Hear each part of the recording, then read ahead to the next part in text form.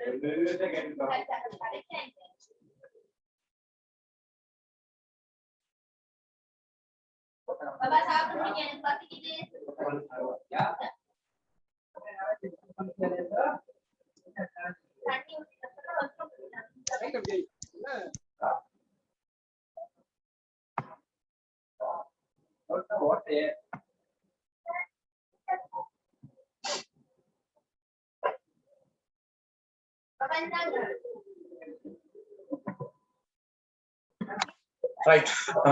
Good afternoon. நேற்று பாரிய போராட்டம் ஆயிடுச்சு. கிளாஸ் கடைசி நடக்காமலே போயிடுச்சு. சரி, நாங்க என்ன பார்த்துட்டு இருந்தோம் அப்படின்னு கேட்டா வட்டை இயக்கம். வட்டை இயக்கம் கேள்விகள் தான் நாங்க என்ன செஞ்சோம்னா பார்க்கணும். ஒரு கேள்வி கூட பார்த்து படல.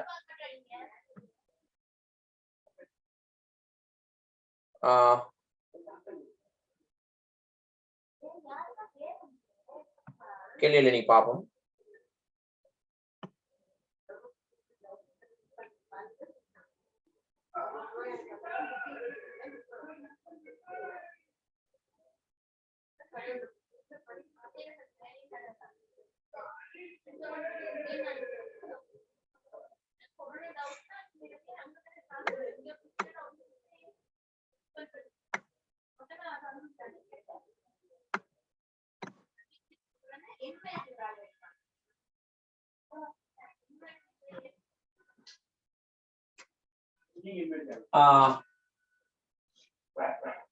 நான் முதலாவது தரவுகளை வேகமா குறிக்கிறேன். திணிவு 0.04 கிலோகிராம்.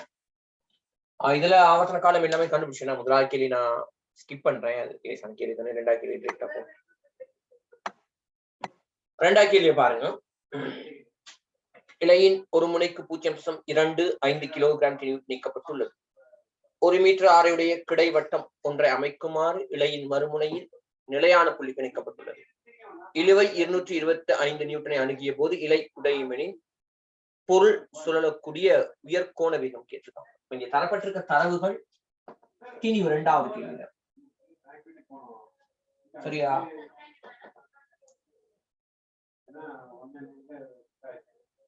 அடுத்தது இழுவை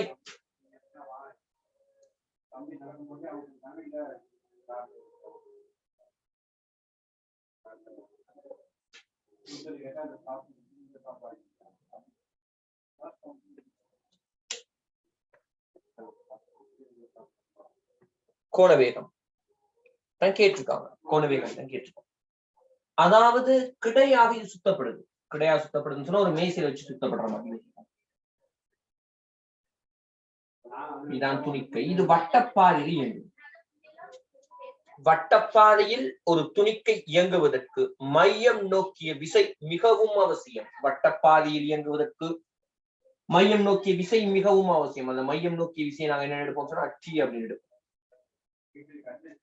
சரியா? மையம் நோக்கிய விசை F சமன் எம்னு போட்டும் சமப்படுத்தலாம். அல்லது நேரடியாக டி சமன் எம்வி வர்க்கத்தின் கிளார். இங்க எம்வி வர்க்கத்தின் கிளார்னு போடுறதை விட இங்க எம் ஆர் ஒமேகா வர்க்கம்னு போடுறது லேஸ். மையம் நோக்கிய ஆர்முடுகள் வி வர்க்கத்தின் கீழார் அல்லது ஆர் ஒமேகா வர்க்கம் அப்படின்னு தரப்படும். சரியா? இழுவைக்காக 225 நியூட்டன். திணிவுக்காக 0.25 1/4 போடுறது எனக்கு லேஸ். இது இங்க இருப்போம் 900 வர்க்க மூலம் எடுக்கிற லேஸ் 30 ரேடியன் செகண்ட் -1. எக்ஸ்ட்ரா தகவல் ஒன்று சொல்றேன், கவனிச்சுக்கொள்ளுங்க. இது ரொம்ப லேசான கேள்வி. எக்ஸ்ட்ரா தகவல் என்னன்னா, ஒரு துணிக்கி இலையில இணைச்சு ஒரு நாளும் கிடையாக சுற்ற முடியாது. ஒரு நாளும் கிடையாக சுற்ற முடியாது. சரியா? ஒண்ணு மேசையில வச்சு சுத்தணும். ஏன்னா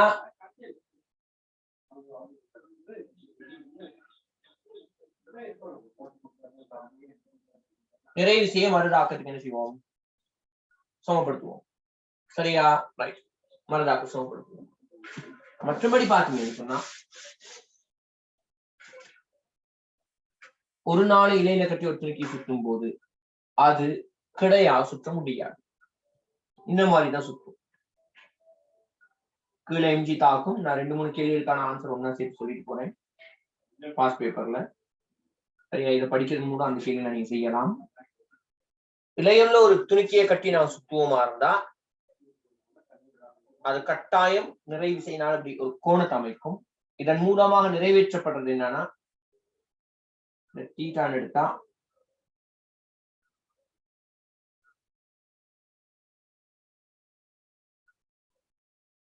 டி காஸ் தீட்டா மையம் நோக்கி விசையை வழங்கும்.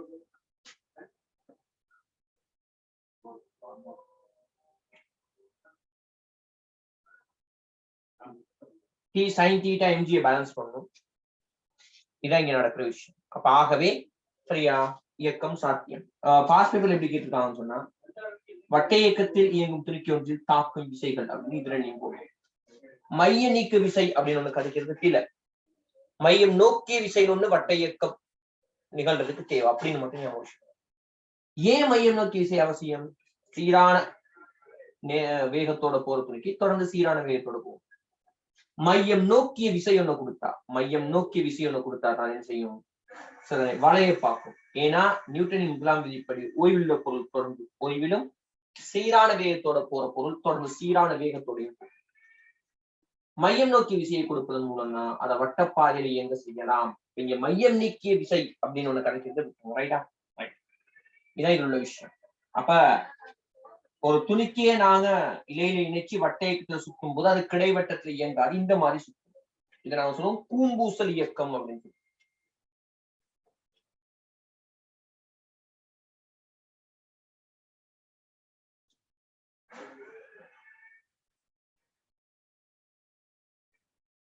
ஏன் அப்படி சொல்லணும் சொன்னா, இந்த இலை ஒரு கூம்பொன்னு என்ன செய்யும் தொடர்ந்து வரையறனால இத கூம்பூசல் இயக்கம் அப்படின்னு சொல்லி கணேஷா கூம்பொன்னு வரையறனால இத கூம்பூசல் இயக்கம் அப்படின்னு சொல்லி நாங்க என்ன செய்வோம். ரைட்டா? ரைட். அப்ப இது ரெண்டுதான் இல்ல தாக்குற விஷயங்கள். இதுல ஒரு பிரிச்ச கூறு மையம் நோக்கிய விசையை வழங்கும், இன்னொரு கூறு எம்ஜியை பேலன்ஸ் பண்ணும். தெரிஞ்சு வச்சுக்கோங்க. சரிதானே? இதெல்லாம் எக்ஸ்ட்ராவா நான் கொடுத்த தகவல். இப்ப அடுத்த கேள்வி போவோம். அடுத்தது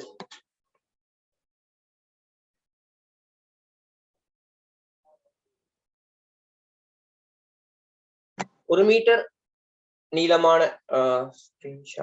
ஆகலனா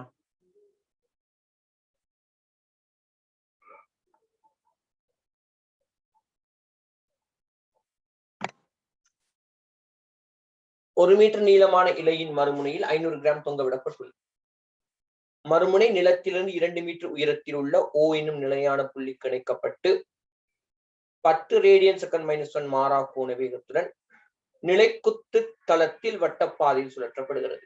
இலையின் இழுவிசை 47.5 அணுகிய போது இலை உடைகிறது. இவ் இயக்கத்துக்கு தேவையான மைய நாட்ட விசை அப்படின்னு சொல்லி கேட்கிறாங்க. தொடலி வேகம், இலை அருங்கணத்தில் கல்லின் நிலை ஆகியவற்றை கேட்டிருக்காங்க. 1 மீட்டர் நீளமான இலையின் ஒரு முனையில் 500 கிராம் தொங்கவிடப்பட்டு மறுமுனை நிலத்திலிருந்து 2 மீட்டர் உயரத்தில் ஒரு புள்ளிக்கு இணைக்கப்பட்டுள்ளது. பெரிய அளவில் தேவைப்படாது, இருந்தாலும் நான் படத்துல வரைஞ்சு கொள்வோம். நான் படத்தை வரைஞ்சிட்டு உங்களுக்கு வீடியோ ஷேர் பண்றேன்.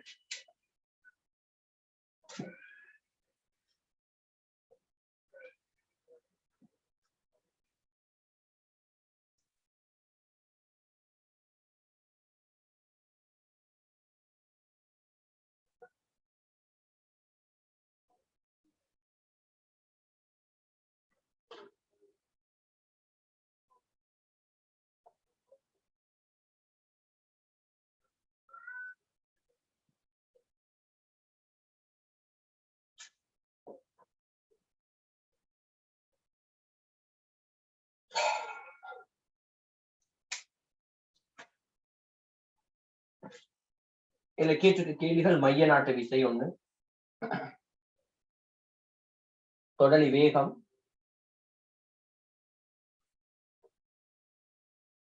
இலை அருங்கலத்தில் கல்லின் நிலை. சரியா? இலை இழுவிசை 47.5 அணுகிய போது அது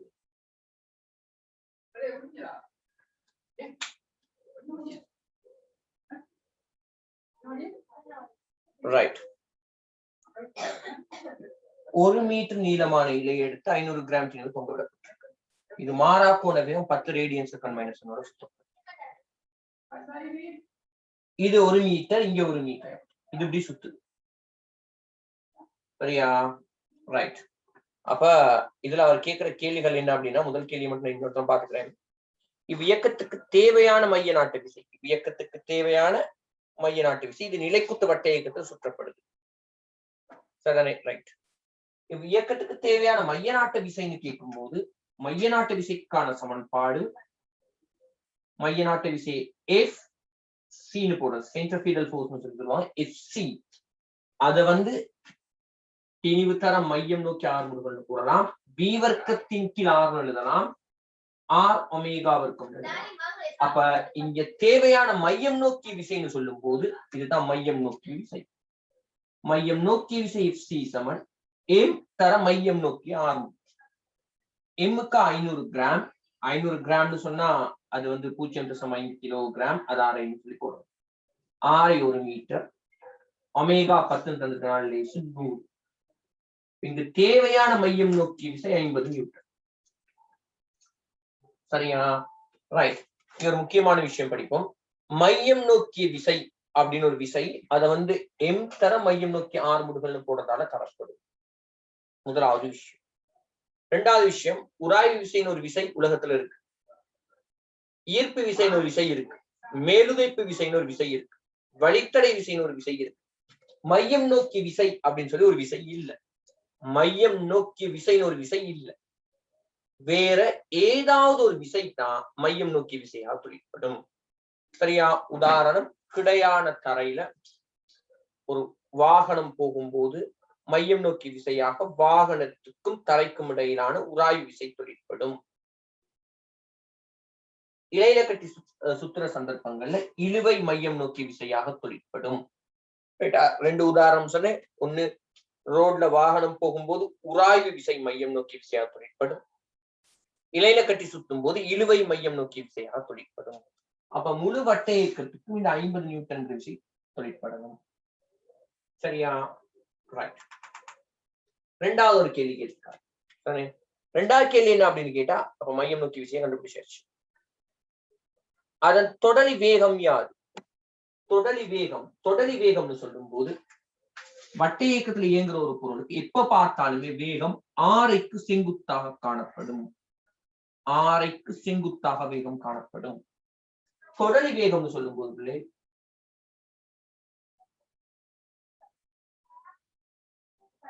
தொடலி வேகம் V சமன் ஆர் ஒமேகா. ஆரைக்கா 1 மீட்டர், ஒமேகா 10. அப்ப தொடலி வேகம் 10 ms - 1 வரும். 10 ms - 1. தொடலி வேகம் 10 ms - 1 அப்படின்னு சொல்லி விளங்கிச்சா? தொடலி திசையில் 90 பாகையில, ஆரைக்கு 90 பாகையில வேகம் இருக்கு. எங்கன பார்த்தாலும் அதே வேகம். ஏன்? கோண வேகம் மாறல, ஆகவே ஒமேகா மாறல, ஆரையும் மாறாது, அப்ப தொடலி வேகம் மாறல. ஆனா ஒரு சின்ன பிரச்சனை, இந்த இலை தாங்கக்கூடிய அதி உயர் இழுவை 47க்கு சமம். சரியா? அப்ப எங்கேயாவது இடத்துல இதை சுத்தும் போது எங்கேயாவது ஒரு இடத்துல இழுவை 47க்கு சமம் 5 வருமானா அந்த இடத்துல வச்சு அதை அருந்து போகும். அந்த இடத்துல வச்சு அதை என்ன செய்யும்? அருந்து போகும். சரியா? இப்ப இந்த மாதிரியான கேள்விகள் கேட்கறது குறவு. சரி, இந்த மாதிரியான கேள்விகள் கேட்கறது குறவு. ஆனா இதை நீங்க செஞ்சு வச்சுக்கிட்டா உங்களுக்கு நல்லோம். ரைட்டா? ரைட். முதலாவது இதில் உள்ள விஷயங்களை நீங்க தேவையான மாதிரி நோட் பண்ணிக்கங்க. நான் ஒரு பொறுமையா ஒரு 2 நிமிஷம் டைம் தரேன். அதுக்கு பிறகு நான் கேள்வி செய்து ரைட்டா?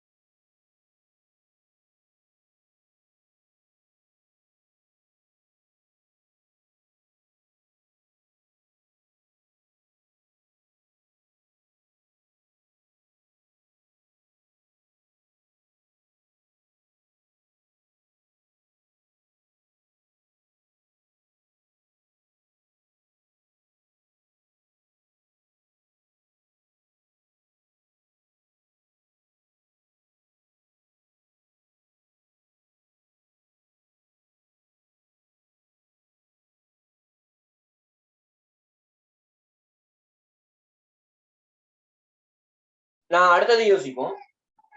சரியா? எங்கன வச்சு இது அருந்து போக போகுது? முக்கியமான ஒரு விஷயம். கிடைவட்ட இயக்கம்னு சொல்லக்குள்ள நிறை விசை தாக்குறதும் மையம் நோக்கி விசை ஒண்ணுக்குள்ள செங்குத்தாரு. விளங்குதா? கிடைவட்ட இயக்கம், கிடைவட்ட இயக்கம்னு யோசிச்சா நிறை விசை மையம் நோக்கி விசைக்கு செங்குத்தா இருக்கும். அதனால இதனால எந்த பிரச்சனையும் வராது. நிலைக்குத்து வட்ட இயக்கத்துல நிறை விசை செல்வாக்கு செலுத்தும். அதுல 3 பாயிண்ட் நான் எடுத்து காட்டுறேன். இந்த இடத்துல வச்சு நிறை விசை கீழ் நோக்கிட்டான் எம்ஜின்னு போடுவோம். அதுக்கு ஒரு வட்டத்தையும் போட்டு இழுவை இப்படி இருக்கும். இப்ப இந்த இழுவைக்கு டபுள் டியூட்டி. டபுள் டியூட்டி என்னென்ன டபுள் டியூட்டி? ஒண்ணு இந்த நிறை விசையை தாங்கணும், மையம் நோக்கி விசையும் வழங்கணும். ஆகவே இங்க உள்ள இழுவை வந்து எதுக்கு சமனா இருக்கும்னா mg plus mv squared r அதித்தாள் புள்ளியில வச்சுதான் அதி உயர் இழுவை காணப்படும். வட்ட இயக்கத்துல இயங்குற துணிக்கைக்கு சரியா, வட்ட இயக்கத்தில் இயங்குற துணிக்கைக்கு அதித்தாள் புள்ளியில தான் அதி உயர் இழுவை காணப்படும். mg plus of mv squared ரெண்டு வேணையும் செய்யும். இப்படி வரக்குள்ள mg அது பாட்டுக்கு இங்கிட்டு இருக்கும், மையம் நோக்கி விசை இப்படி இருக்கும். அப்ப பிரச்சனையே இல்லை. அப்ப அந்த டைம் இங்க உள்ள இழுவை mv squared r சமனா இருக்கும். அதி உயர் புள்ளிக்கு போகக்குள்ள அந்த இழுவை எப்படி இருக்கும்னா நிறை விசை மையம் நோக்கி விசையை வழங்கும். அது போக மிகுதியத்தான் யார் வழங்கணும்? mv வர்க்கத்தின் கீழ் யார் வழங்கணும்? நிறை விசை ஒரு சப்போர்ட் ஒன்று கொடுக்கும், அது போக மிகுதியத்தான் இவர் என்ன செய்யணும் சொன்னா கொடுக்கணும். அப்ப எப்படி வரும் அப்படின்னு பார்த்தோம் சொன்னா mv squared over r minus mg வரும். நான் திரும்ப விளங்கப்படுத்துறேன். நிலைக்குத்து வட்ட இயக்கத்துல இயங்கக்குள்ள அதித்தாள் புள்ளியில, அப்ப இதெல்லாம் அழிக்கிறேன் தேவையான தரவு நம்ம இருக்கனால. நிலைக்குத்து வட்ட இயக்கத்துல இயங்கக்குள்ள அதித்தாள் புள்ளியில்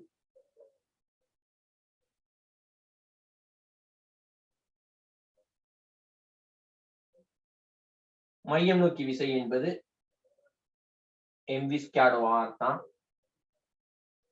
அதையும் வழங்கணும். ஏன்னா மையம் நோக்கி விசை இப்படி இருக்கும். அப்ப இலையினால் இப்படி ஒரு விசை வழங்கப்படணும். நிறை விசையை பேலன்ஸ் பண்ண ஒரு விசை வழங்கப்படும்.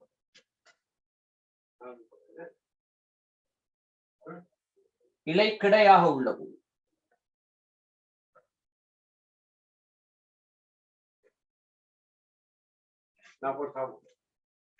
நிறை விசை கீழ் நோக்கி தாக்கும், மையம் நோக்கி விசை கிடையாது இருக்கும். அப்ப இழுவை வந்து மையம் நோக்கி விசையை மட்டும் வழங்கினா போதும். அதி உயர் புள்ளியில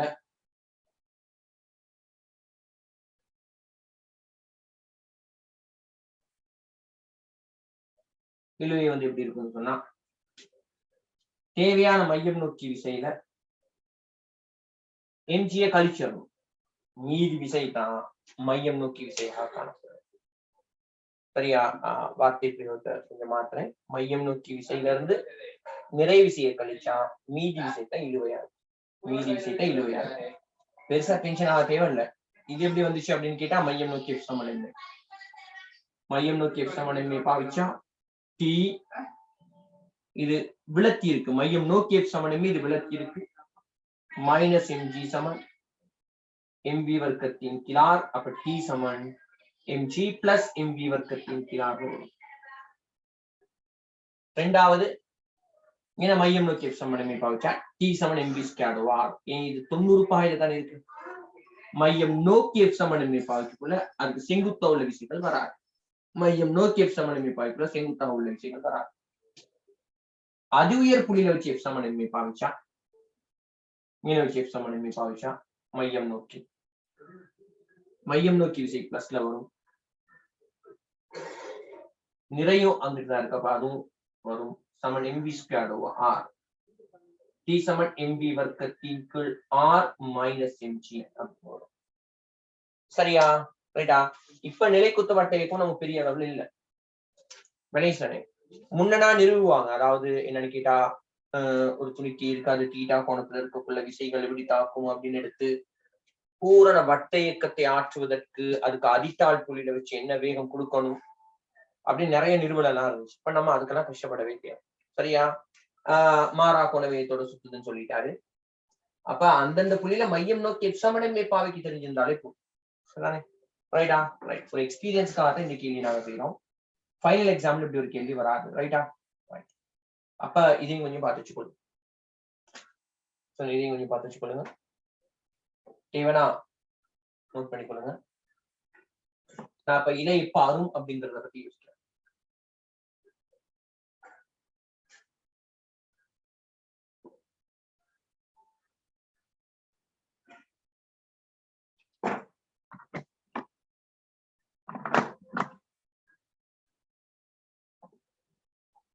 இல்லை யாரும் அதை பத்தி யோசிப்போம்.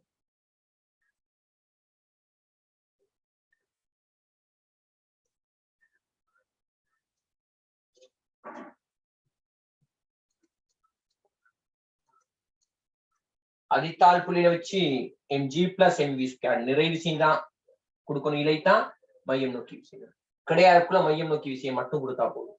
மேல இருக்கக்குள்ள மையம் நோக்கி தேவையான விசையில இருந்து mg போக மீதிய இலை கொடுத்தா போதும். மீதிய இலை கொடுத்தா போதும். ரைட். இப்ப இது எப்ப அருந்து போகும் அப்படின்னு கேட்கிறான். நல்லா கவனிச்சுக்கொள்ளுங்க. அதி உயர் இழுவை இங்கதான் இருக்கும். இந்த ஏரியால தான் இழுவை கூட ஆக கூட இங்கதான். ஊஞ்சல் ஆடுறோம். ஊஞ்சல் ஆடக்குள்ள அதுவும் ஒரு நிலைக்குத்து வட்ட இயக்கம் தான். இலை அருந்து போறதுனா அந்த சங்கிலி அருந்து போறதுனா அடித்தாள் புள்ளியில வச்சு அருந்து போகும். ஒரு குறிப்பிட்ட வேகத்தோட நம்ம ஆடும்போது அங்கன வச்சு ஆராட்டி வேற எங்கன வச்சு அருந்து போகாது. அப்ப வட்ட இயக்கத்துல அதி உயர் இழுவை எங்க காணப்படும்னா அதித்தாள் புள்ளியில. அதித்தாள் புள்ளியில. சரியா? இந்த கேள்வி எப்படி போகுது அப்படின்னா எனக்கு இங்கே இப்படி சுத்தி வந்துகிட்டு இருக்கு. ஏதோ ஒரு கோணத்துல வச்சு இலை என்ன செய்யுது? அருந்து போகுது. இலை வந்து அருந்து போகுது. ஏதோ ஒரு கோணத்துல வச்சு இலை அருந்து போகுது. விளங்குதா? அந்த இதத்தை என்ன செய்யறாங்க கேட்கிறான். சரிதானே? ரைட்டா? அதித்தாள் புள்ளிக்கு வர முதல்ல எங்கனையும் வச்சு இலை அருந்து போகுது. ரைட்.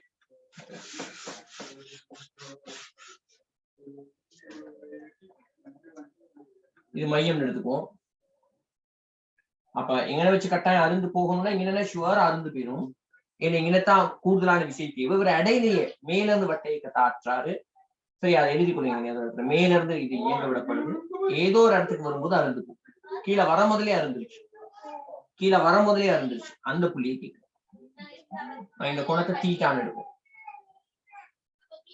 வேகத்தை எப்பயுமே தொடரி திசையில போடுங்க.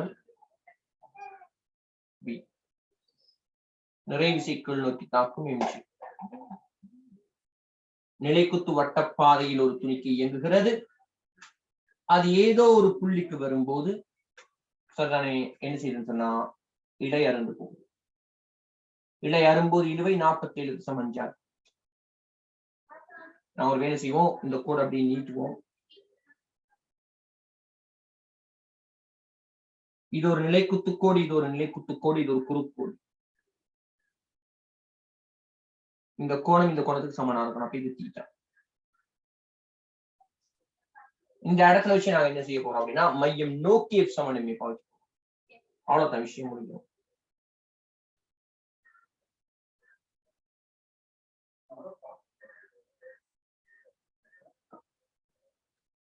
மையம் நோக்கி விசை T.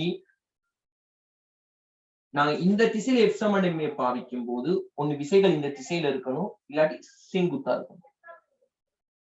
இந்த திசையில இருக்கணும், இல்லாட்டி செங்குத்தா இருக்கணும். இந்த விஷய பிரச்சனை. இந்த திசை வழியையுள்ள செங்குத்தாவும் ரெண்டா பிரிவு. mg cos mg sin, mg cos mg sin, mg cos theta, mg cos theta அப்படின்னு எடுக்கக்குள்ள இந்த அம்புக்குறி வெளியில இருக்கும். மையம் நோக்கி F சமன் எம்ஏ இந்த விஷயம் வெளியில இருக்கு. உங்களை குறியீட்டை கொண்டு போறேன். mg cos theta சமன் மையம் நோக்கி R முதல் mr ஒமேகாவை கொண்டு போறேன். தரவு தானே இருக்கு. ரைட். தரவு இலை அருந்து போகும்போது இழுவை 47.5. அதை வச்சுதான் கேள்வியே போகுது. நிறைவிசைக்கா 500 கிராம்னு தந்துருக்காரு. அப்ப m/g 500 கிராம் அப்படின்னா 5 நியூட்டன். அதான் கண்டுபிடிக்கணும். 500 கிராம் அரைன்னு போடுறேன். அரைக்கா 1 மீட்டர். இது 10 வர்க்கம் 100. 5 cos θ வாங்கிட்டு கொண்டு போவோம்.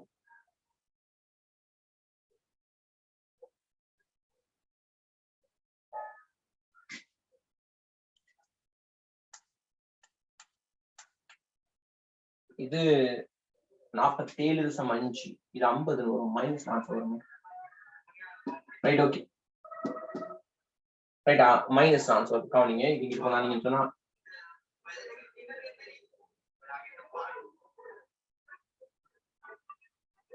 நீங்க டென்ஷன் ஆகுது அப்படி வைங்க இது இங்கே வச்சு அருந்து போகல மேல ஒரு புள்ளியில் வச்சு அருந்து போகும் மேல ஒரு புள்ளியில் வச்சு அருந்து போகும் இங்கே வச்சு அருந்து போகல மேல ஒரு புள்ளியில் வச்சு அருந்து போகும் சரியா ரைட்டா அப்ப இது வரைக்கும் கொண்டாந்த பிறகுதான் நமக்கு அந்த விஷயம் புரியுது அப்ப எப்படி சார் அதை கண்டுபிடிச்சீங்க நாங்க எப்படி கண்டுபிடிச்சோம் இங்க உங்களுக்கு வரப்போகுது மைனஸ்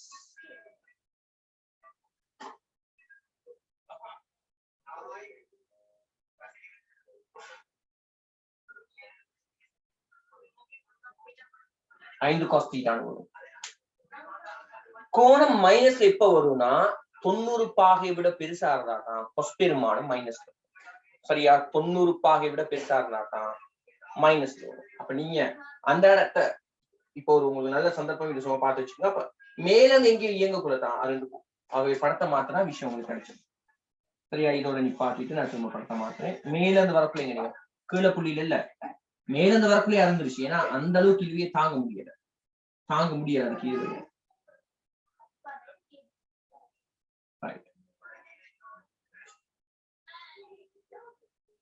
இழிவிசையின் நெற்றி ரைட் 90 பாகை இப்ப மையம் நோக்கி சம்பந்தம் பாய்ப்போம் இது அழிக்கிறேன் ரைட்டா இப்ப மையம் நோக்கி சம்பந்தம் பாவிச்சா இது அமைக்கிற கோணத்து தீட்டான இருக்கும் அப்ப இதுவும் தீட்டான வரும் T plus mg cos theta சமன்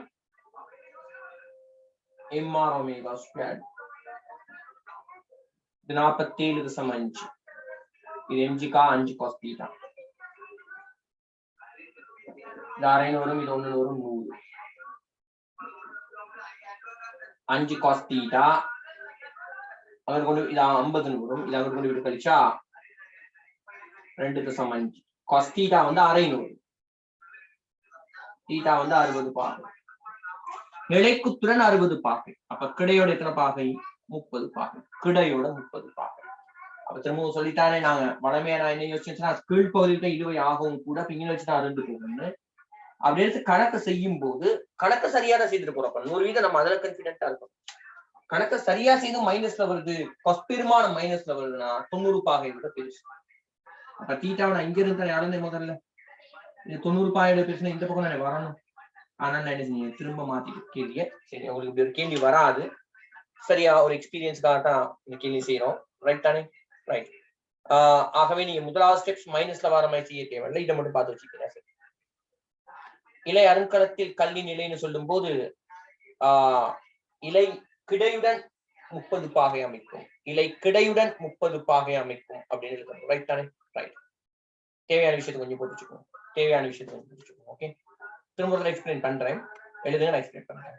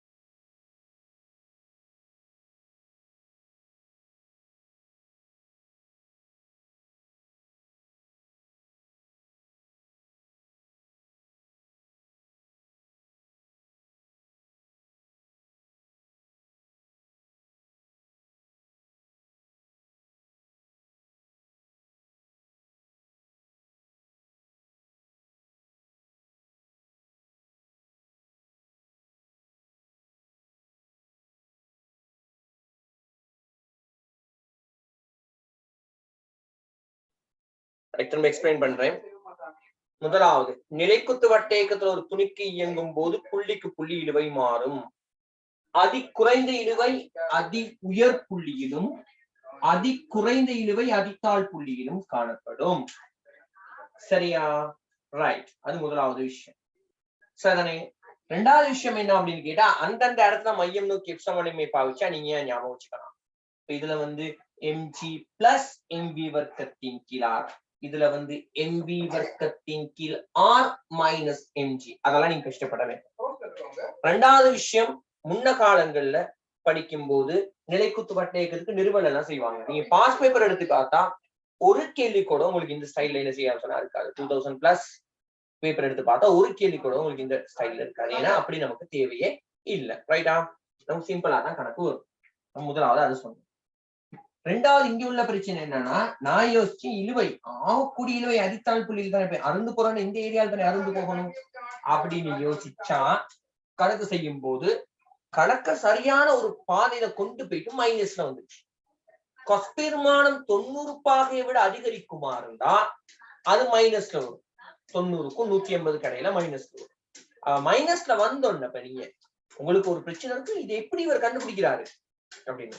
சரியா? நான் எப்படி கண்டுபிடிக்கிறேங்கிறத சொன்னாதான் உங்களாலையும் கண்டுபிடிக்க முடியும். அப்ப 90க்கு மேல வந்தனாலதான் மைனஸ் வந்துச்சு. அப்ப டக்குனு மனசு கிளிக் ஆயிடுச்சு. இல்ல 90 பாகையை விட பெருசாக. அப்படியா இருந்தா இந்த ஏரியால தீட்டா 90 பாகையோட பெருசுன்னா இங்க இருந்து இவ்வளவு பெரிய கோணம் தானே. அப்ப இங்க இருந்தாலும் மனசு கஷ்டப்படும், நமக்கு ஒர்க் கூட மேல இருந்தாலும் போன்னு சொல்லிட்டு சரியா மேல தெரிஞ்ச விஷயம் நடக்குது அப்படின்னு போட்டு கணக்கு செய்யும். அதே 60 பாகையில தானே சில பேர் அப்செட் ஆயிடுவாங்க. ஐயோ விட 30 அப்படின்னு. நிலைக்குத்துடன் தீட்டா நான் கண்டுபிடிச்சிருக்கோங்க கிடையோட. அப்ப அந்த கேள்வியில நீங்க சேர்க்க வேண்டிய 2 விஷயம், கேள்வியை கட்டாயம் கோப்பில எழுதி செய்யணும். இல்லாட்டி நீங்க என்னதான் படிச்சாலும் மார்க்ஸ் வராது. சரியா? கேள்வி எழுதி செய்யணும். இந்த கேள்வியில நீங்க கேள்வியை லேசாக்கிக்க சரிதானே. இல்லாட்டி இந்த கேள்வி செய்ய முடியலையே நமக்கு எப்படி வர போகுதுன்னு யோசிச்சு தொடங்கி ஒரு கேள்வியே வராது முதல்ல. அதனால தேவையான விஷயங்களை மாத்திக்கொள்ளுங்க. சரியா? கல்லானது பிராக்கெட்ல போட்டுக்கணும். கல்லானது அதுயர் புள்ளியிலிருந்து சுழற்றப்படும் போது, அதுயர் புள்ளியிலிருந்து சுழற்றப்படும் போது கிடையுடன் கிடையுடன் கிடையுடன் கிடையுடன் என்ன கோணத்தை அமைக்குகையில் என்ன கோணத்தை அமைக்குகையில் என்ன கோணத்தை அமைக்குகையில்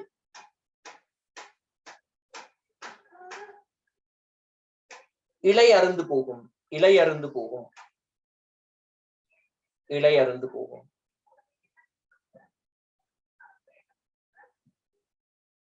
ரைட். சரியா? அருந்து போகும். 3வது கேள்வி அப்படி மாத்திக்கிட்டாங்க. 4வது கேள்வி போவோம்.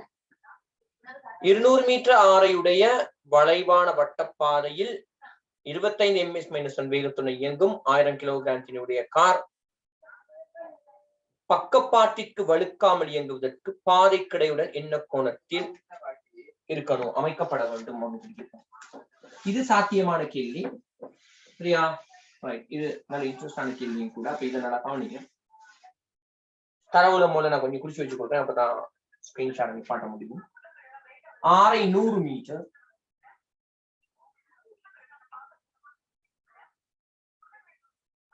கரி 25 ms-1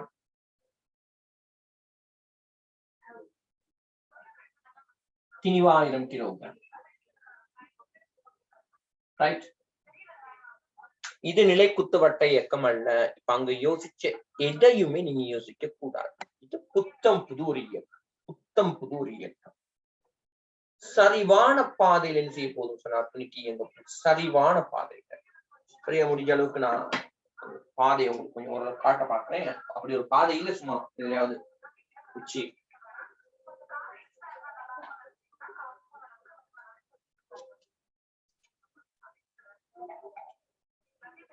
ரைட். நமக்கு அந்த புத்தகம் மட்டும் தான் இருக்கு. வட்டப்பாதை இப்படி இல்லாம சாஞ்சிருக்கு.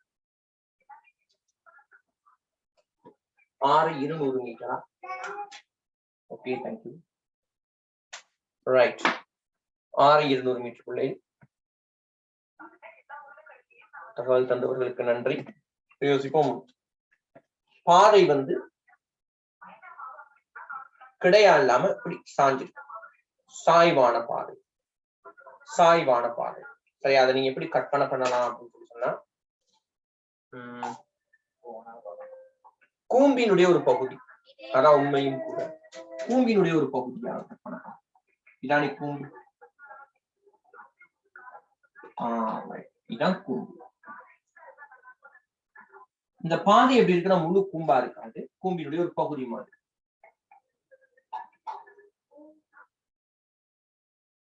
சில நேரம் அந்த ரேஸ் எல்லாம் போற பாதையாக இருக்காது, அல்லது முழு கூம்பு பாதையான ஒரு பகுதி மட்டும் இருக்கலாம். ஒரு பகுதி மட்டும் பெஞ்ச் மட்டும் இப்படி வந்து இப்படி ஒரு பெஞ்ச், இப்படி வந்து ஒரு பெஞ்ச் மட்டும் கூம்பினுடைய ஒரு பகுதியா இருக்கலாம். அப்ப கார் வந்து எப்படி போக போகுது, இப்படிதான் கார் போக போகுது. கற்பனை, இப்படிதான் கார் போக போகுது. சரியா? ரோடு வந்து கிடையுடன் அமைக்கிற குழந்தை. கார், இதான் கார் அப்படின்னு இருக்கா. இது நிறை தாக்கும் நோக்கி மருதாக்கம் எப்பயுமே தளத்துக்கு சென்றுட்டாரு. மருதாக்கத்தின் பிரிச்ச கூறு ஒண்ணு, மருதாக்கத்தின் பிரிச்ச கூறு நிறைய பேலன்ஸ் பண்ணும். இன்னும் ஒரு கூறு மையம் நோக்கி விசையை வழங்கும். இது தலைக்கீழான கூம்பூசல் இயக்கம் மாதிரி, தலைக்கீழான கூம்பூசல் இயக்கம் மாதிரி. ரைட். இந்த ரோடு எப்படி இருக்கலாம், ஒன்னும் ரேஸ் ரோடு மாதிரி இருக்கலாம், ரேஸ் ரோடு மாதிரி இருக்கலாம். சரியா? இது இப்படி வாகனம் சுத்தி வருது. அப்படி இல்லைன்னு சொன்னா, ஒரு பாதை ஒன்று போய்கிட்டு இருக்கு, நேரான பாதை, அதுல ஒரு பெண்ட், அந்த பெண்டை உள்நோக்கி என்ன செஞ்சிருக்காங்க, சரிச்சு வச்சிருக்காங்க. சரியா? அந்த துண்டு மட்டும் ஒரு வட்டப்பாதை மாதிரி இருக்கிறாங்க. ஒவ்வொரு பெண்டும் நான் வானத்துல போக்குல ஒவ்வொரு பெண்டுமே என்னவா இருக்க போகுது, நான் வட்டப்பாதையாக இருக்க போகுது. ஒவ்வொரு பெண்டுமே ஒரு வட்டப்பாதை. வட்ட இயக்கம்னா முழுசா வட்டப்பாதையில் தான் இயங்கணும் இல்லை, அதனுடைய ஒரு பகுதியும் வட்ட இயக்கமாக தான் காணப்படும். அப்ப இങ്ങനെ யோசிச்சோம்னு சொன்னா பிள்ளை, இങ്ങനെ யோசிச்சோம்னு சொன்னா, பகுதி எடுத்து உண்மையால வரைஞ்சா காருக்கு நீ டயர்லாம் போட்டு 2 மருதாக்கம்லாம் வரைஞ்சிதான் வரையணும். ஆனா அவங்க அவ்வளவு கஷ்டப்பட மாட்டாங்க. இதான் காரணம். கீழ்நோக்கி எஞ்சி தாக்கும், மருதாக்கம் தாக்கும். வட்டத்தின் மையம் இங்க எங்கேயோ இருக்க போகுது. மெக்கானிக்ஸ்ல கணக்கு செய்யக்குள்ள எப்பயுமே car, van, bus, train, plane, மனுஷன் எது தந்தாலும் அவருடைய புவியீர்ப்பு மையம் தான் நமக்கு வேணும். அது அந்த ஒரு புள்ளி இயங்குற மாதிரி யோசிச்சா. அப்ப இந்த வட்டப்பாதையுடைய பாதை வந்து நீங்க 200 மீட்டர்னு சொன்னீங்க. அப்ப முதலாவது இந்த படம் உங்களுக்கு விளங்கணும். சரியா? இந்த படம் உங்களுக்கு என்ன செய்யணும், விளங்கினாதான் எனக்கு விஷயத்துக்கு போயிடும். ஒரு வட்ட பாதை, அதாவது ஒரு கூம்பு வடிவமான ஒரு பாதை, அதனுடைய பகுதியை பார்த்தா அப்படிதான் இருக்கும். சரியா? அதனுடைய சில பெண்டு வந்து அப்படி சாஞ்சு போகும், சில பெண்டு இப்படி உள்நோக்கி சாஞ்சு. சரியா? வட்டத்தின் மையம்னா மையம் நோக்கி சாஞ்சு, அந்த பெண்டு வந்து மையம் நோக்கி சாஞ்சு. சரியா? ரைட்டா? மையம் நோக்கி சாஞ்சு. நீங்க கொஞ்சம் அப்படியே லைன்ல வெயிட் பண்ணுங்க, நான் ஒரு சின்ன ட்ரையல் கொடுத்து பாக்குறேன்.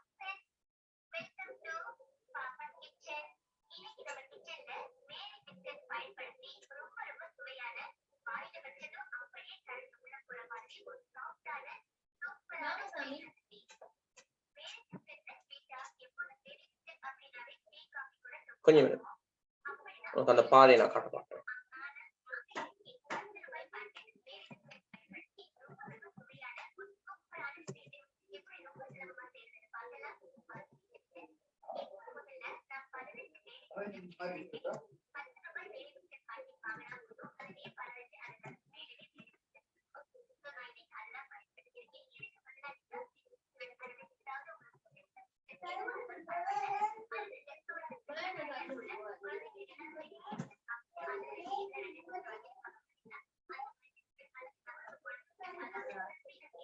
கொஞ்சம் வெயிட் பண்ணுங்க.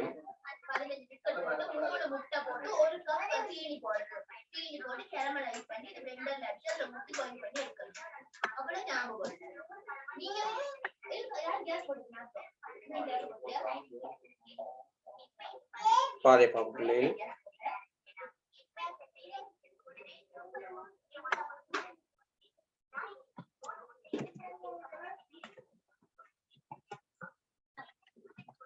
கொஞ்சம் வெயிட் பண்ணுங்க, ஒரு 2 நிமிஷம்.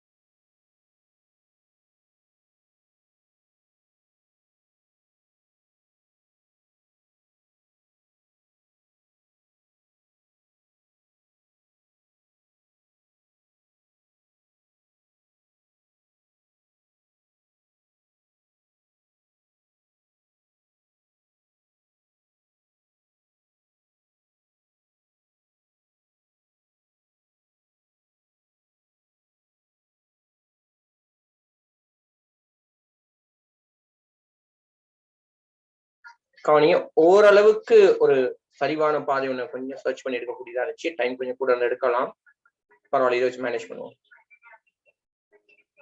சரியா? ரைட். பாருங்க, இப்போ உங்களுக்கு இங்க ஒரு ரோடு ஒண்ணு தெரியும். சரி, இந்த ரோட்ல நீங்க பாருங்க, உங்களோட வலது கை பக்கம் ரோட்ல அந்த புள்ளி டாட் டாட் கோடு போட்டுருக்காங்க. டாட் டாட் கோடு. அதே மாதிரி இடது கை பக்கம் பாருங்க, நிறைய பைக் கார்லாம் நிக்குது. அதனால ஒரு பக்கம் சாஞ்ச மாதிரி இருக்கு, ஒரு பக்கம் சாஞ்ச மாதிரி இருக்கு. சரியா? இந்த பாதையை தான் நாங்க கெஸ் பண்றோம். இந்த பாதை இடது பக்கம் ஒரு கூம்பு, அதாவது இடது பக்கமா சாஞ்சிருக்கு. வலது பக்கமா ஒரு கூம்பு, வலது பக்கமா சாஞ்சிருக்கு. ரைட்டா? அங்க போற பைக் கார்லாம் சாஞ்சிக்கிட்டு தான் போகும். பாருங்க, சாஞ்சிக்கிட்டு தான் போகும். வலது பக்கம் இயங்குறத காட்டியிருக்காங்க, இடது பக்கம் நிக்கிற ஒரு சிச்சுவேஷன். இங்கிட்ட ஒரு கூம்பு, இங்கிட்ட ஒரு கூம்பு. இதான் கூம்பு வடிவமான பாதைன்னு சொல்லி சொல்றோம். சரியா? கூம்பு வடிவமான பாதைன்னு சொல்றோம். விளைச்சல் சொல்றாக்கள் அந்த பாதை எப்படி இருக்கும் அப்படிங்கறத விளைச்சல் சொல்றாக்கள். Okay, all right. 2 பேருக்கு தான் விளங்கிக்கலாம், 3 பேருக்கு விளங்கல. ஓகே, திரும்பவும் காட்டுற பிள்ளை.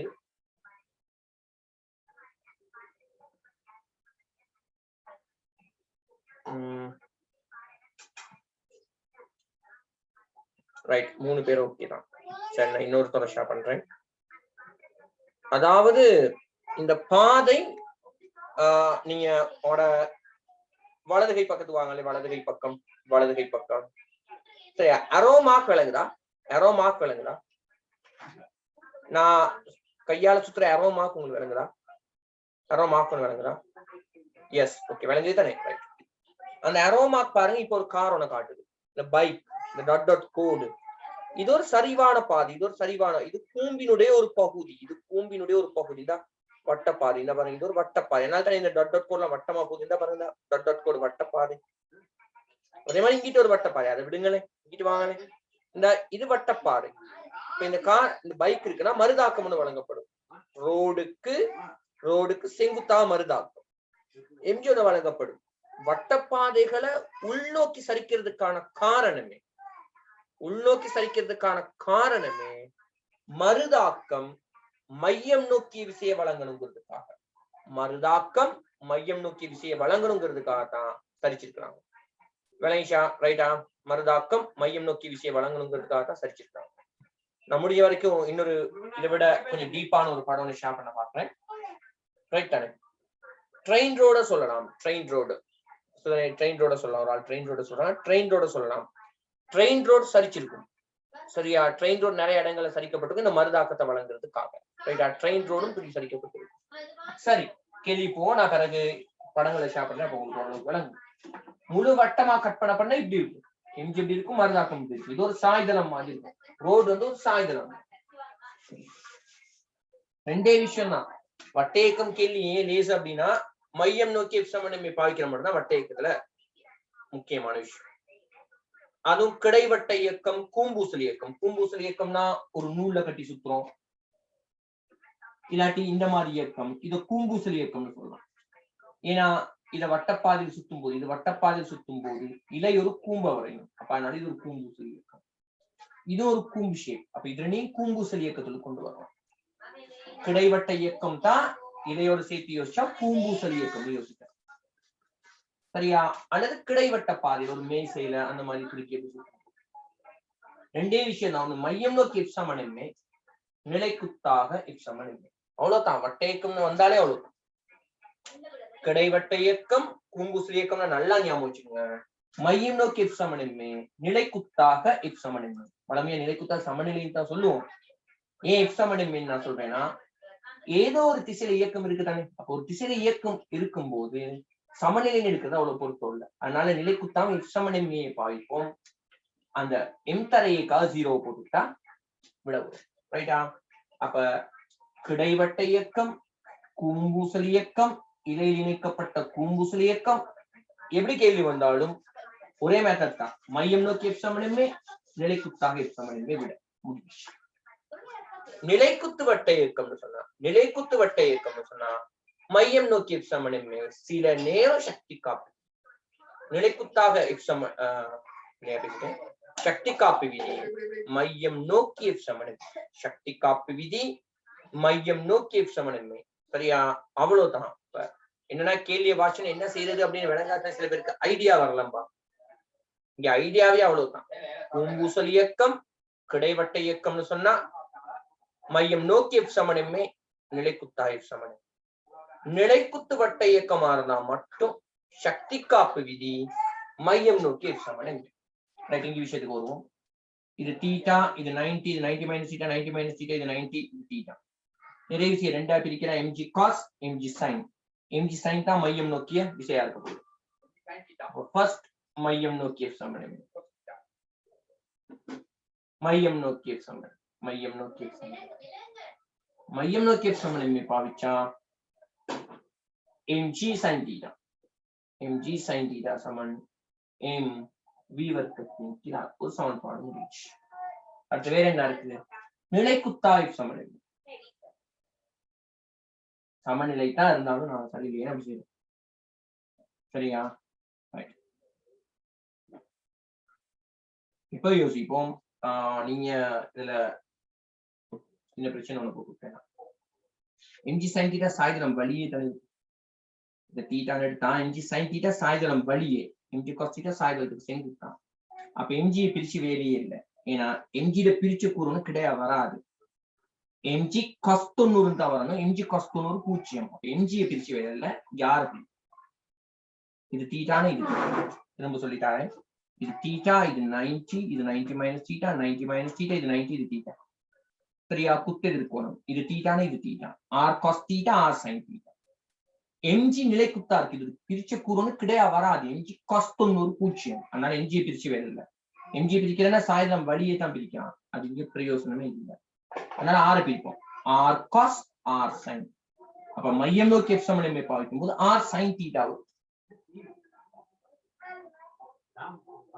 பாக்ஸ் ஒன் போடுங்க. நிலைக்குத்த F சமன் MA r cos theta minus mg, நிலைக்குத்த r முதல் 0, r cos theta சமன் mg. முதலாவது சமன்பாடு இரண்டாவது சமன்பாட்டால் பிரிப்போம். பிரிச்சா r விட்டுப்படும். sin theta win cos theta tan theta சமன் mv வர்க்கத்தின் கீழ் r இத தலைகீழா போட்டா 1 × mg வரும். mm விட்டுப்பற்றும். tan theta சமன் v வர்க்கத்தின் கீழ் rg, v வர்க்கத்தின் கீழ் rg. சரியா. இது எழுதுங்க, நான் திரும்ப விளங்கப்படுத்துறேன். வேகமா எழுதுங்க.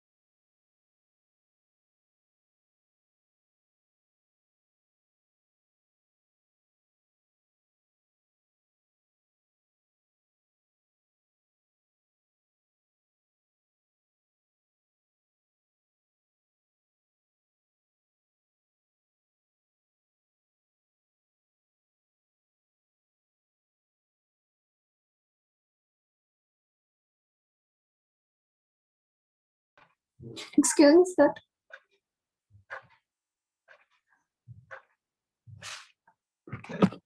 Excuse me, sir.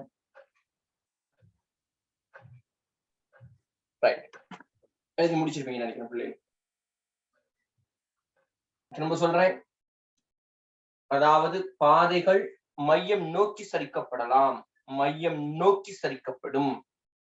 அவ்வாறு மையம் நோக்கி சரிக்கப்படும் போது ரைட். ஒரு ஆளுக்கு டவுட், உன்ன டவுட் கேட்போம். கொஞ்சம் இருங்க, நான் சவுண்ட் கொஞ்சம் வச்சுக்கிறேன், சவுண்ட் கேட்காது.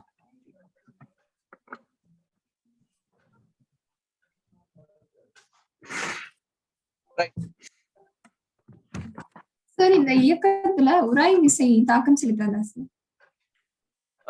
இந்த இயக்கத்துல உராய்வு விசை தாக்கம் செலுத்தும். நான் அதுக்கு அடுத்து அதான் பேச வந்தேன். ரீசெண்டா வந்த பேப்பர்ஸ், அதாவது இந்த 2 வருஷத்துல வந்த பேப்பர்ல கடைசி கேள்வி, சரியா, கடைசி கேள்வி உராய்வு விசையோட சம்பந்தப்படுத்தி வந்துருச்சு. சரி, அடுத்து நான் தான் சொல்ல போறேன். ரைட் தானே? ரைட், அதையும் சொல்றேன், கவனிச்சுக்கோங்க. Okay right. முதல்ல இதை விளங்கப்படுத்துறேன். அதாவது சரிவான பாதையில வட்ட இயக்கம். முத பிரச்சனை, அது மையத்தை நோக்கி ஒரு வட்டப்பாதை இருக்குன்னா, அப்ப இதான் வட்டப்பாதை வச்சுக்கொள்ளுமே. வட்டப்பாதை, ரேசிங்காக தயார் செய்யப்பட்ட வட்டப்பாதை. இது வட்டப்பாதை, நடுவுல கோடு போட்டுருக்காங்க, தொட்ட கோடு. பாதையை உள்நோக்கி சரிக்கணுமா வெளிநோக்கி சரிக்கணும் அப்படின்னு பார்த்தா, பாதையை உள்நோக்கி சரிக்கணும், மையத்தை நோக்கி சரிக்கணும். இந்த பாதை, அந்த பாதையில ஒரு பகுதி தான் இங்க காட்டப்பட்டு. இது ஒரு வாகனம், இது வட்டப்பாதையில் சுத்தும் போது ஒரு குறிப்பிட்ட சிச்சுவேஷன்.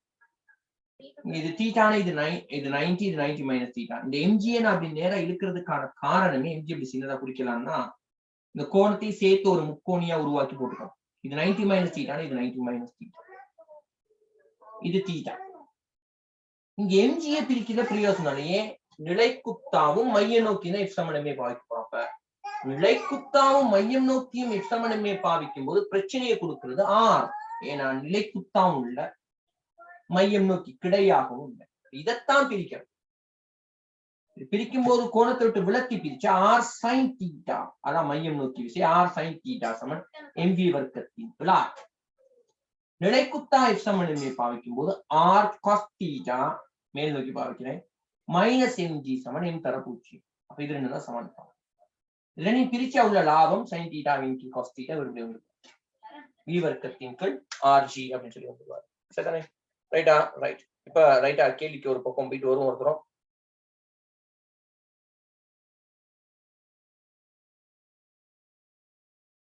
கேள்வி அவங்க என்ன சொல்றாங்க அப்படின்னு கேட்டா, கிடையிற என்ன கோணத்தில் சரிவு ஆக்கப்பட வேண்டும் அப்படிங்கறதான் கேள்வி. சரியா? கிடையிற என்ன கோணத்தில் சாய்வு அமைக்கப்பட வேண்டும். விடையை போட்டா வந்து இங்க திணிவு சம்பந்தம் இல்லாத ஒரு ஆள் எதுவுமே வைக்கப்பட போகுது.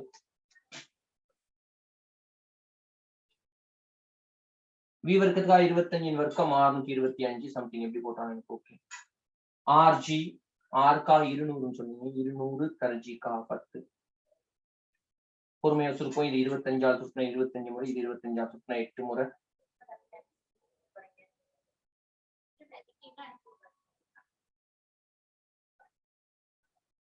தீட்டா சமன் tan இன்வர்ஸ் சங்கின் கீழ் 16. அவரு அதை எப்படி கொடுத்துருக்காரு அப்படின்னு கேட்டா, tan இன்வர்ஸ் தசத்தை கொடுத்துருக்காரு. 5 16 பிரிக்கணும். சைவ தசம் 3 முறை 48 நிமிடம், ஒரு முறை 16, 4 முறை 40ல 2 முறை வரும். அப்ப அதாவது tan இன்வர்ஸ் 0.3125 அப்படின்னு போகும். ஒண்ணு மட்டும் சொல்லலாம், இந்த கோணம் வந்து 45 பாகையை விட சின்னது. tan 45 1, சரியா? 1 விட சின்னதா இருக்கனால 45 விட இந்த கோணம் சின்னது அப்படின்னு சொல்லி சொல்லுங்க. சரியா? ரைட். உராய்வு இருந்தா இந்த கணக்கு எப்படி வரும்?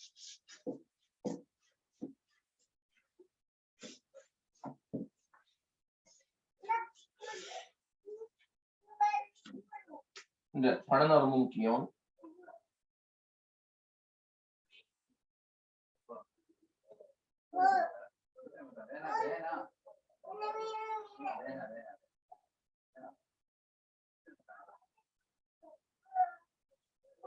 அப்ப எல்லா விஷயமே ஃபர்ஸ்டா குறிக்கிறேன். ஆரை குறிக்கிறேன், எம்ஜியை குறிக்கிறேன்.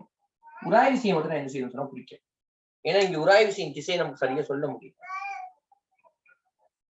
வாகனம் இயங்கும் போது சில நேரம் அது கீழ் நோக்கி சறுக்க பார்க்கும். ஏன்னா வட்டப்பாதை இப்படித்தான் நிகழப்போகுது. புவியீர்ப்பு மையத்தை வச்சுதான் பாதையை போடணும். ஒரு கிடைவட்ட இயக்கம் சரியா. இது கீழ் நோக்கி சில நேரம் சறுக்க பார்க்கும். இது கீழ் நோக்கி சறுக்க பார்க்குமா இருந்தா உராய்வு விசை மேல் நோக்கி.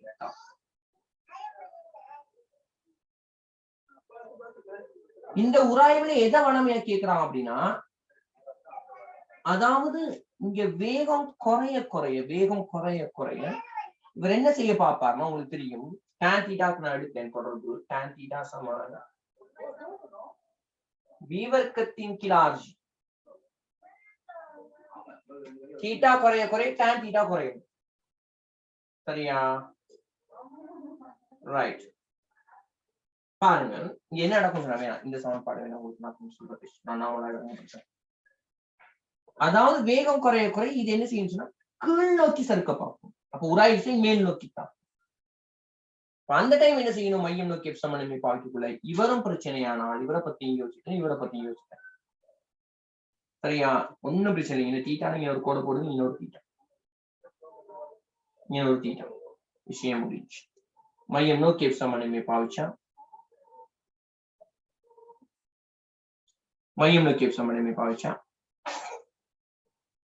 இந்த கோடு இப்படி இந்த theta R sine theta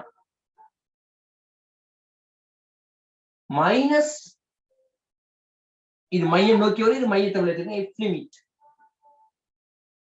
cos theta சமன் mv வர்க்கத்தின் பிளாகு.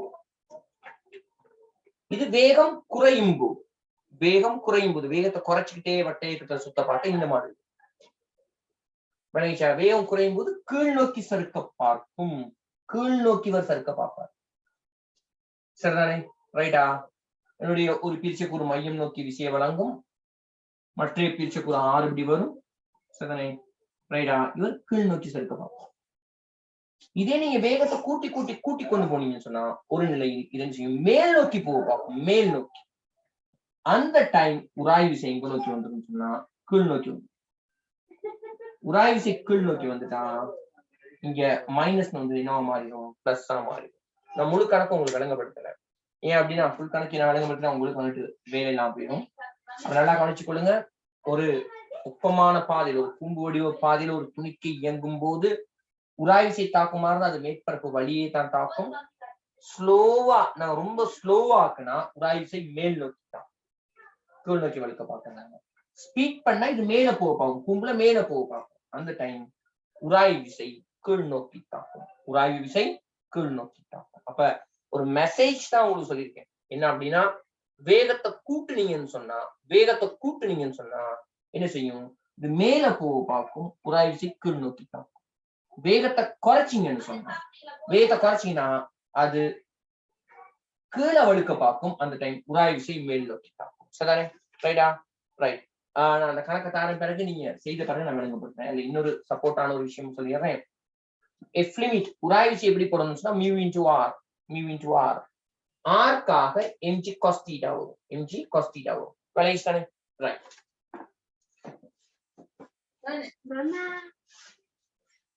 விஷயத்துக்கு போவோம். அடுத்த கேள்வி என்ன சொல்றாங்கன்னு பார்ப்போம்.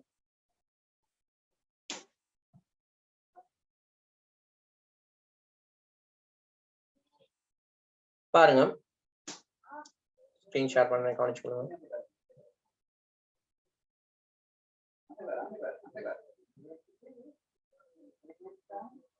ரைட். இல்ல என்ன சொன்னா 0.5 கிலோகிராம் திணிய பொருள் ஒன்று இலையில் இணைக்கப்பட்டு 1 மீட்டர் ஆரிய வட்டப்பாதையில் 300 சுழற்சிகள் per நிமிடம் என்று சீரான கோண வேகத்தில் சுழற்றப்படுது. திணிவின் ஏக பரிமாண கதி, மையம் நோக்கி ஆர்முடுகள், மையம் நோக்கி விசை, இலையின் இழுவை என்பவற்றை காண்க. இது ஒரு கிடைவட்ட இயக்கம், கிடைவட்டத்தில் இயக்கப்படுகிறது. அப்ப இது எல்லாமே செய்யக்கூடிய ஒரு விஷயம் தான். இந்த ஆர்பிஎம் சம்பந்தமா மட்டும்தான் நாங்க என்ன செய்யணும் பார்க்கணும். ஆர்பிஎம் சம்பந்தமா மட்டும்தான் பார்க்கணும். அப்ப இல்ல தேவையான விஷயத்த மட்டும் நான் சொல்றேன். ஆர்பிஎம் 600 ஆர்பிஎம் வச்சுக்கோங்க, ரொட்டேஷன்ஸ் பெர் மினிட். நீங்க நல்லா கவனிங்க பிள்ளை. என்ன பிரச்சனை அப்படின்னு கேட்டா வட்ட இயக்கத்துல சரியா இங்க பார்க்கிற இந்த கேள்விகள், அதாவது உங்க மனநிலை எப்படி மாறுதுன்னா, ஐயோ எனக்கு இந்த கேள்வி செய்ய தரல, எனக்கு இந்த ஐடியா தெரியல, நான் இந்த வட்ட இயக்கம் கஷ்டமோ அப்படிங்கிற மாதிரி போயிடும். இது அட்வான்ஸ்டான ஒரு பேப்பர், மேக்சிமம் ஒரு ஆள்ட மூளையை புடிஞ்சு எடுக்கக்கூடிய கேள்விகள் சரியா. அப்ப அதனால இதை வச்சுக்கிட்டு நீங்க இது பண்ண தேவை சரியா. அதுக்கு அடுத்து நான் திரும்ப ஒரு வட்ட இயக்கம் கம்ப்யூட்டர் செய்து காட்டுறேன். ரொம்ப சிம்பிளா தான் கேள்வி வரும். அதுவும் வரையறுக்கப்பட்ட விஷயம். வட்ட இயக்கம் தான் லேஸ், கிடைவட்ட இயக்கம்னா நிலைக்குத்தாக சமனுமே மையம் நோக்கிய சமனுமே. கூம்பூசல் இயக்கம், அதாவது ஒரு இலையில கட்டப்பட்ட ஒரு துணிக்கை சுத்திச்சுன்னு சொன்னாலும் நிலைக்குத்தா சமனுமே மையம் நோக்கிய சமனுமே. நிலைக்குத்து வட்ட இயக்கம்னா மையம் நோக்கிய சமனுமே சக்தி காப்பு விதி. அது ரெண்டு தான் நமக்கு மெயின். சக்தி காப்பு விதி அது ரெண்டு தான் மெயின் நமக்கு. ரைட் தானே? ரைட். வாக அதை பிக்ஸ் பண்ணி வச்சுக்கோங்க. அடுத்தது கடைசியா பார்த்த கேள்வியில நான் உராய் விசை இல்லாம செய்தேன்.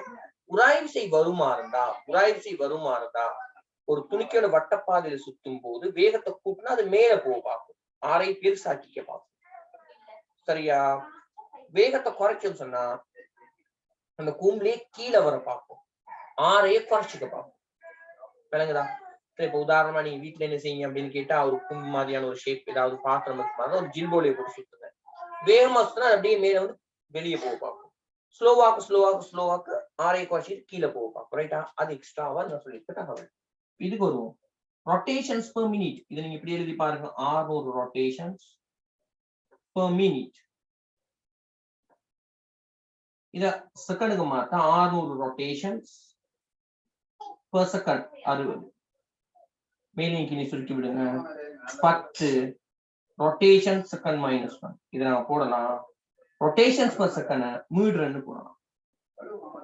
இதுவும் ஒரு மீட்டர் தான். நிமிஷத்துல கொடுத்தா ஆர்பிஎம், செகண்ட்ல கொடுத்தா ஹெர்ட்ஸ். 10 ஹெர்ட்ஸ் தான் அவர் என்ன செஞ்சிட்டாரு, சுத்தி வளைச்சு இப்படி கொடுத்துருக்காரு சரியா. இது மட்டும் தான் அந்த கேள்வியில எக்ஸ்ட்ராவான கேள்வி. சரிதானே? அந்த கேள்வி நான் செய்து காட்டல. அந்த கேள்வியை நான் உங்களுக்கு செய்து காட்டினா அதை நான் உங்களுக்கு இழிவுபடுத்துற மாதிரி ஆயிடும். சரிதானே? ரைட்டா? ஆகவே நான் நேரடியா அடுத்த கேள்வியை பாக்குறேன். அடுத்தது பாருங்க. இப்ப நாங்க பார்த்தது இந்த பயிற்சி வினாக்கள் இருக்கிறதுல ஃபர்ஸ்ட் கேள்வி. அதுல ஆர்பிஎம்ஐ மட்டும் மாத்தணும். ஏக பரிமாண கதினா V = R ஒமேகா, ஒமேகாக்காக 2πf, ஒமேகாக்காக 2πf நான் திரும்ப எழுதி காட்டுறேன். மையம் நோக்கிய விசை அத மையம் நோக்கிய ஆர் முடுகள் V வர்க்கத்தின் கீழ் R, மையம் நோக்கிய விசை MV வர்க்கத்தின் கீழ் R, மையம் நோக்கி விசை இலையில் உள்ள இழுவைக்கு இங்கே சமனா இருக்கணும். ஆகவே MV வர்க்கத்தின் கீழ் R தான் இழுவையாக இருக்கும். இரண்டாவது, 5 கிலோகிராம் திணியுடைய பொருள் ஒன்று இலை ஒன்றுக்கு இணைக்கப்பட்டு ஆரையுடைய நிலைக்குத்து வட்டத்தில் சுற்றப்படுகிறது, மாறா கதியில் சுழற்றப்படுகிறது. உயர்வுக்கமா இழிவு என்ன கேட்கிறாங்க சொன்னா இழுவைகளை கேட்கிறாங்க. அதனால கேள்வி தரவுல கொஞ்சம் நோட் பண்ணிக்கிறேன்னா ரைட். கவனிங்க, நான் இங்க சொல்ல வந்த விஷயம் என்ன அப்படின்னா, வட்ட இயக்கத்துல சிம்பிளான விஷயம். அந்த கேள்விக்கு நான் போகல.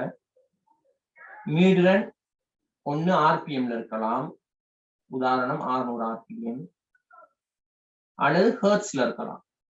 10 ஹெர்ட்ஸ் மாத்தி காட்டணும்.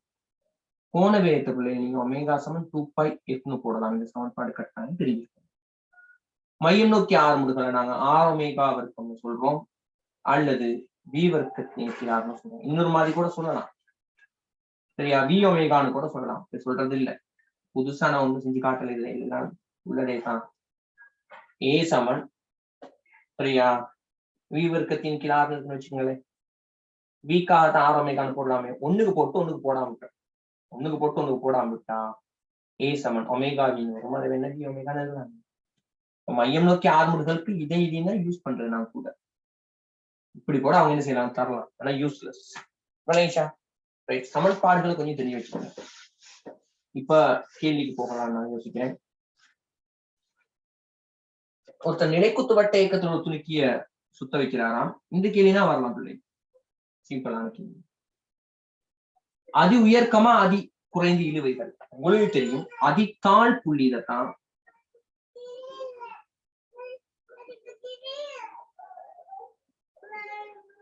அதித்தாள் புள்ளியில்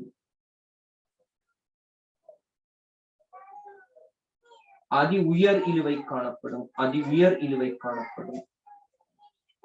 ஏன் அப்படின்னு கேட்டா இழுவை அத டென்ஷன் டிஎஃப்னு போடுறேன். கீழ் நோக்கி எம்ஜி இருக்கும். இதான் மையம்னு வச்சுக்குவோம். மையம் நோக்கி எஃப் சமநிலை பாவிச்சா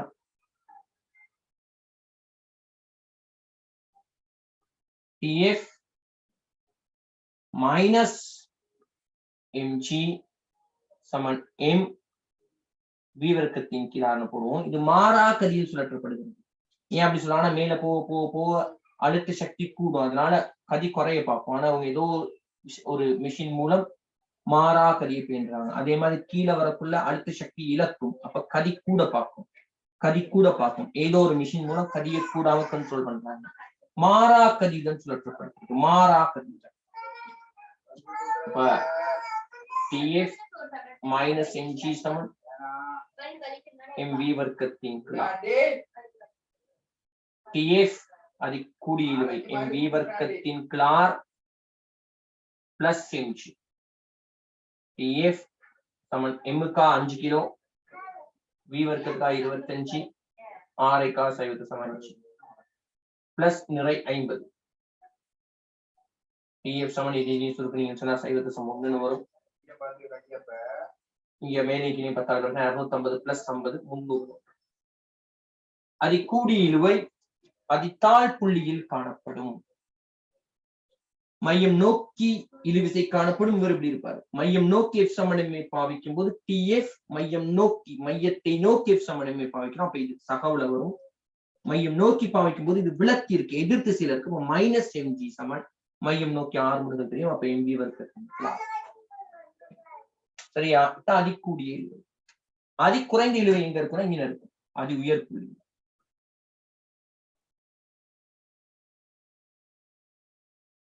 அது உயர் புள்ளியில்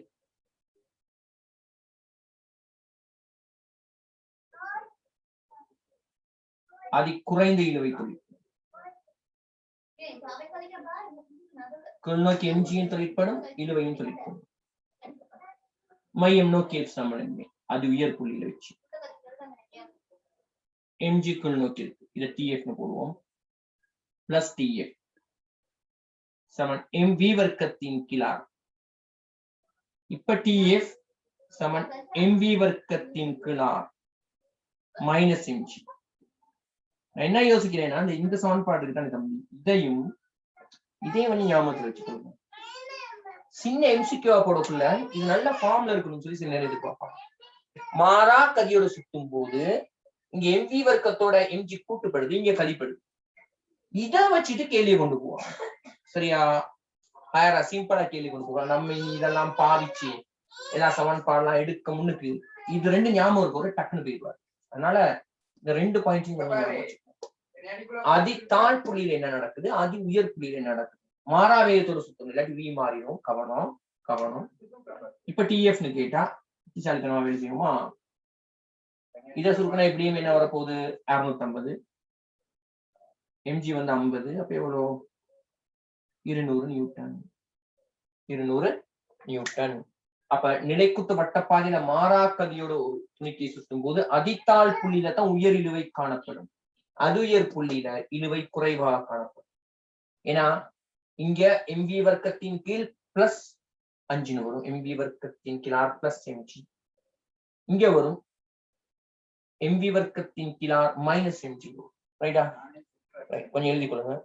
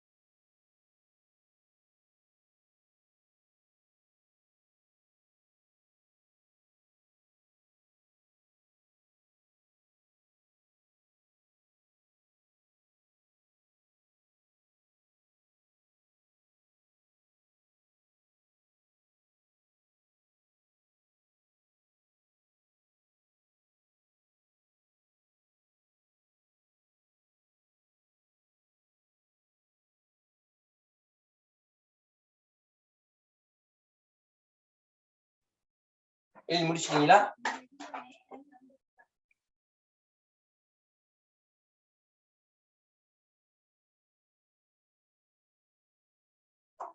எழுதி முடிச்சிருப்பீங்கன்னு நினைக்கிறேன். ரைட்.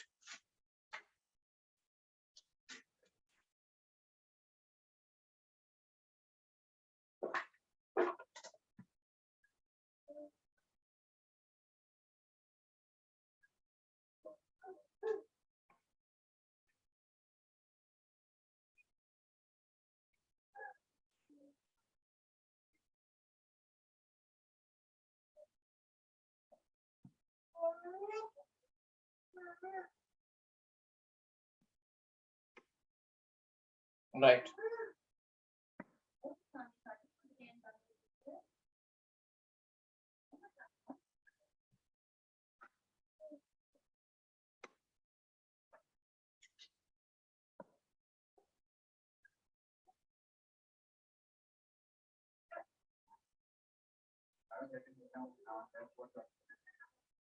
அடுத்த கேள்வி, மூணாவது கேள்வி.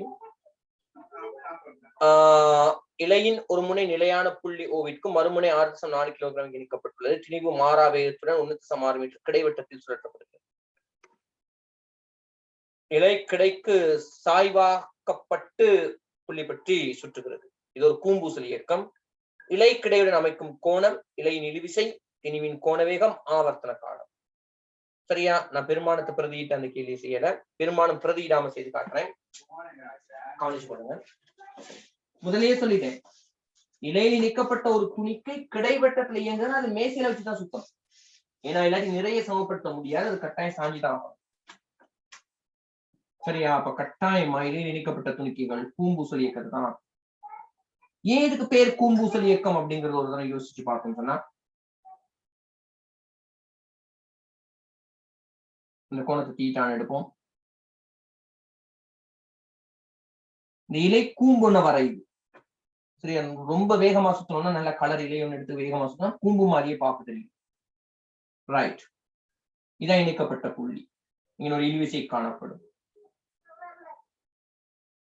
கிடையுடன் அமைக்கும் கோணம்னு கேள்வியை பார்க்க ஞாபகம். அப்ப நாங்க நிலை குத்தோலை போட்டு கடைசியில் விட பிள்ளைன்னு அழுது கூடாது. அப்ப அதனால தீட்டான்னு போகும்.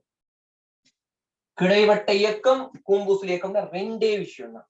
இது ஒரு ஒமேகா கோணவை கொடுத்துருந்தா போதும், கதியவே எடுத்துக்கோங்க. ஒண்ணு மையம் நோக்கிய சமநிலை,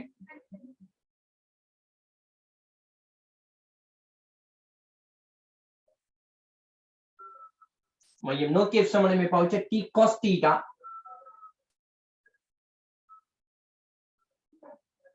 சமன் எம்வி வர்க்கத்தின் கீழ் வரும். டி சைன் தீட்டா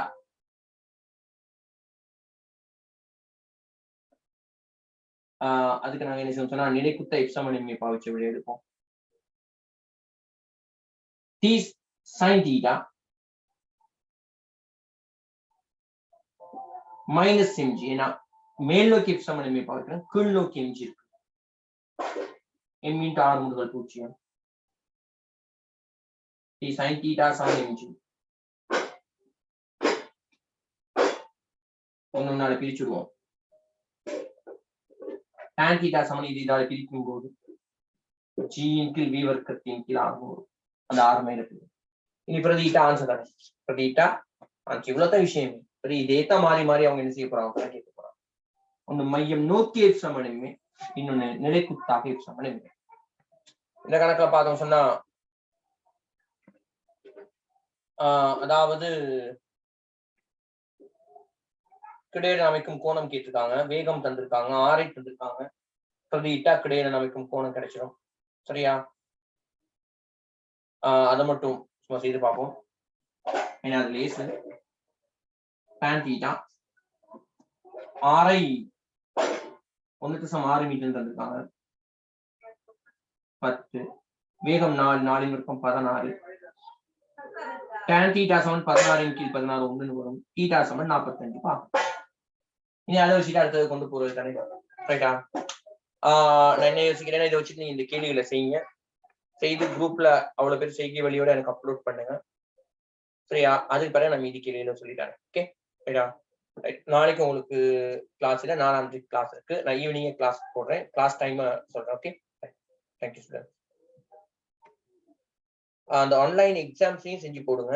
நான் உங்களுக்கு ஷேர் பண்ணியிருக்கேன்னு நினைக்கிறேன். ஸ்கூல்லையும் ஷேர் பண்ணுவேன், குரூப்லையும் ஷேர் பண்றேன். நீங்க ஏதாவது ஒரு முறை செஞ்சா போதும். சரிதானே?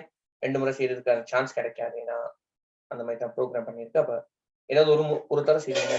Okay, thank you.